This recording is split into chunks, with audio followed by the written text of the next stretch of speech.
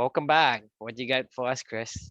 Yeah, awesome. Book 5, Your Magical Learning. I'm really excited about this book today. It's called The Entangled Life by Merlin Sheldrake, which, first off, what a cool name. I wish my name was Merlin Sheldrake. Reminds me of a wizard in ancient times.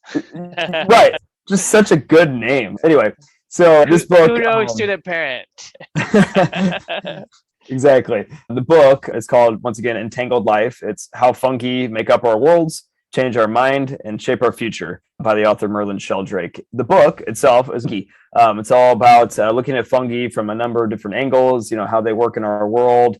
As it says here, decomposition, fermentation, nutrient distribution, psilocybin production, the evolutionary role they play in plants, etc. Just kind of everything you want to know about fungi. This book has it. Side note, are you a fan of the show Ted Lasso by any chance? I heard of it, but I'm not familiar with it as much. Gotcha. It's such a good show. One of my favorite shows that I watch on TV for sure. Mm-hmm. One of the coaches randomly in the show, he's kind of a hip dude, cool dude or whatever. And he's like, I don't know, if you watch the show, you would understand. Anyway, his name's The Beard. And one of the last episodes, he was chilling back at his desk while they were talking about a coaching session, and he was reading The Entangled Life. And I was like, oh shit, he's reading The Entangled Life. That's awesome. I thought that was really funny, kind of a cool reference, pop culture reference, I guess, if you will. Anyway, so the reason why I picked up this book, as you can read in the reflection. Oh, by the way, my reflection title is that we're the composers, and I'll tell you what I mean by that in a second. So I picked up this book in particular because the microbiome, kind of our bacteria, fungi, just in general, has always been a bit of an obsession of mine for the past, I don't know, 15 or 20 years or so. I was diagnosed as a celiac, as you know, in my early 20s. So I'm 37 now. And I was, for those of you that don't know, a celiac is somebody that can't eat gluten, wheat, barley, and rye, basically. So those things, for whatever reason, that protein affects my intestines. It doesn't allow nutrients and vitamins to pass through. That's what being a celiac is. It wreaks havoc. Your microbiome is so important in your life, right? And for me, it was wreaking havoc in my life. And I'm blessed and lucky that I was diagnosed when I was in my early 20s, that I was a celiac, and they caught it early. And, ever since, I've really not had any issues. And I'm glad that I found that out. That was when my obsession of the microbiome kind of started a little bit. I've learned a lot about it over the years, and really kind of kicked it into overdrive when my daughter passed away from a disease called NEC, or NEC, which stands for necrotizing enterocolitis. It's only found in small, tiny preemies, like Amelia was. Essentially, her microbiome kind of attacks her intestinal walls, and it causes perforations in it and allows stuff in your gut to leak out into your abdomen, and can cause sepsis and a lot of other bacterial infections and things like that. That was, unfortunately for Amelia, something that she experienced early on in her life. We dealt with the complications of that the entire time that she was in the NICU. And unfortunately, it ended up ultimately, being what took her life. So for me, the understanding more about the microbiome universe and understanding more about these incredibly important roles that bacteria and fungi play in our lives, it was really important for me. So that's why I picked up this book. It was something that I was searching out and found a great story to read and a great book to read about and learn about in it. One of the things, as I was going through this book, that I learned about fungi is just, I think the biggest thing that I learned is how big of a role they play in this entire world. The author kept talking about the word symbiosis. That was the first time I ever heard the word symbiosis. It was from Merlin Sheldrake, and that's two different organisms that have a symbiotic relationship where one can't function without the other one. And fungi, they may be tiny little microorganisms, but they play such an incredibly important role in all the functionalities of the universe.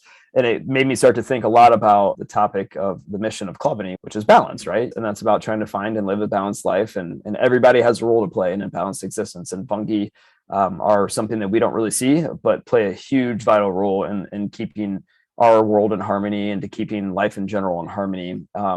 And one thing in particular really stood out to me was, he kept talking about how they were the decomposers. They can decompose anything. Fungi, you give them a cigarette butt, they'll decompose it. You give them an apple, we turn it into, cider. We turn it into alcohol. We, give them grains and we turn it into bread and yeast and turn it into beer or whatever it may be, right? A lot of the stuff that we eat, pickles and, different fermentation and breaking down of stuff, is fungi at work. And I kept hearing that word decomposer, and it made me think a little bit deeper about so what's our role? If this is all about a balanced universe, what's humans' role? And for me, it was about if they're the decomposers of the world, I feel like humans are the composers of the world.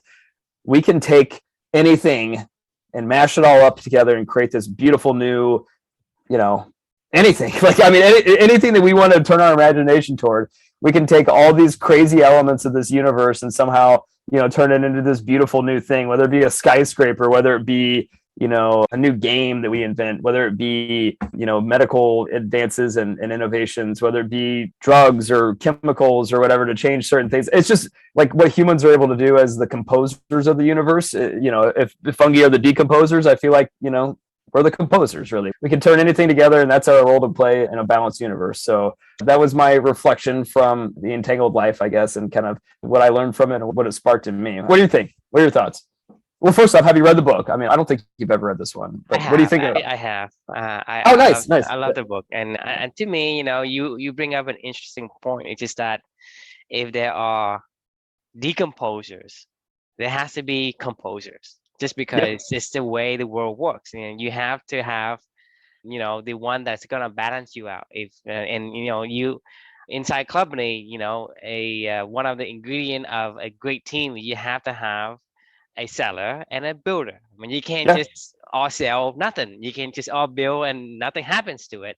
So I think the world and the universe has his unique balance, and it's a great title to say the entangled life, just because everything's entangled, because we need the bacteria and the fungi as much as the bacteria needs us, because just like a cycle of between plants and animal. Plant can't survive without the animal making carbon dioxide, and animals can't breathe without plant making oxygen. And so that's the equilibrium cycle that we live in, and everything has to do with the balance of the yin and yang. And I think before reading the book, the fungi, the bacteria seems like a mystery to a lot of people, to me especially. And this book kind of elaborates and kind of brings me to another plane that I never thought about, how human can be composer, and we have a unique role of building things.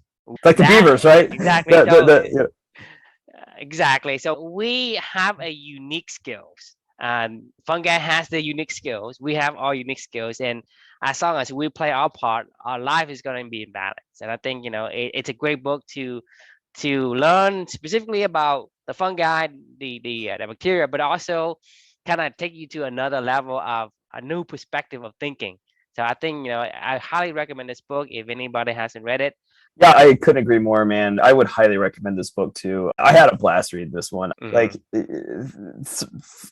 years ago, 2 years ago, whatever, before this whole journey began.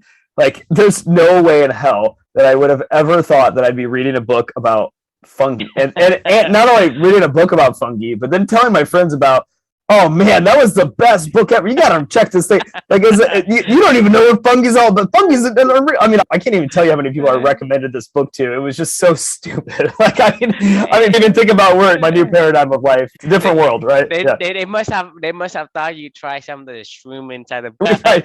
Which, actually, that's a topic as well that I've become a lot more curious about. I mean, I've never done mushrooms or anything like that before, but like they did touch on a lot of theories about, like, this goes back to the conversation we had yesterday about alcohol and caffeine and those stimulants. At the end of the day, if we're the composers, like, some of the greatest compositions that have ever happened in this world probably came from people that are freeing themselves of constraints of their life, and you can open up your imagination. I mean, there's got to be a reason some of those things exist, and it helps us to push ourselves to new levels, probably. I mean, something certainly curious about. It's interesting. It's just interesting how this whole world works together, and why would fungi ever adapt to create that way? I mean, what would be the goal of them to turn in psilocybin? I mean, learning about stuff like that in this book, this stuff is just fascinating, honestly. I mean, it was really interesting. I mean, the thing is, they do talk about psilocybin in the book and some experiments I've done.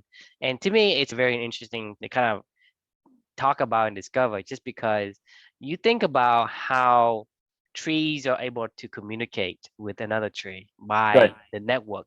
So to me, in some of the aspect of these mushroom, they allow your brains to even be more interconnected. So that's why a lot of people who are on this mushroom has an extra level of sensory so they can pick up more things. So they experienced in the experiment they've done under the medical supervision and whatnot. It's very interesting, and I recommend you reading that book. I don't want to give out the ending, so kind of, but it's actually, there is a part in there in the book that actually talks about that. Yeah, I agree. We have such a frame of reference, a paradigm of how we view life. It's really hard to shake free of that. And that's what tools like that could provide. I feel like this whole Your Magical Learning journey for me, and I probably feel like it would be similar viewpoint of yours as well, just from your own journey you've been on. I could kind of compare it to being on some sort of psilocybin high of constantly always seeing things from different perspectives. My imagination is just like creativity is just bursting out of me. And it really just comes from being open-minded and understanding, learning all these new things and seeing things in a different, direction, whether you use a drug to do that or whether you use a book. At the end of the day, it's all about just trying to see things beyond what you currently can see. Use your imagination. I mean, like, that's our superpower, right? The basis of the sensory, just because, there is a study that some university have undertake to see the kind of brain activity for somebody who has meditated for 10 years versus somebody who took the mushroom. Basically, they're saying that the essence of the result of the study is that, you can achieve the same level of activities and same level of like cognitive power. Sure. As someone who meditated for 10 years, you can get there, or you can take this room that. Or you take a drug. Yeah. So it's just a little shortcut. Like books, video, knowledge do get you towards that end. So there are multiple ways to get there, but there is some scientific study to kind of back up some of these claims that this thing can do for you in the internal brain. Just because you're talking about the brain has the ability to communicate cross section, so having multiple directions of where the sensories are, it gives you more access to a lot more things that you would not have normally get access to, so your thinking would be different. 100%. I mean, you can change the way that you think. I mean, and you can change. I mean, I couldn't agree more, and this whole journey has proven that for me, and I changed forever, and so I totally understand. A final thought for, I guess, question for the listeners out there and the viewers of this in the future, it's something to think about is, if humans, and our role is to be, composers of this world, and our imagination is our superpower, as we learned and we talked about from Sapiens a few days ago, just something to think about, like what's your greatest composition? What your job is to create in this world. If you're not creating, get out there and create. If you are, what have you done to help this world and to will you compose? What will you compose? Will you compose? What will you compose? What will you build? Yes. Yeah, absolutely. So thanks for joining us, and I'll look forward to conversation tomorrow. Until next time. All right. See ya.